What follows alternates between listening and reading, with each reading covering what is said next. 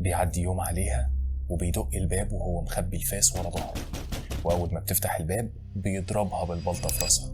الدم بينفجر من دماغها وبتقع على الأرض غرقانة في دمها. بس اللي روديون ما عملش حسابه هو دخول ليزافيتا أخت الست العجوزة عليهم فجأة. بيتفاجئ بيها وبدون ما يفكر بيخبطها هي كمان ويقتلها، وبتقع على الأرض جنب أختها وعلى وشها رعب الدنيا كله قبل ما تلحق حتى تصوت. وبيدخل روديون في حالة هستيريا ورعب، ما كانش عامل حسابه على كده.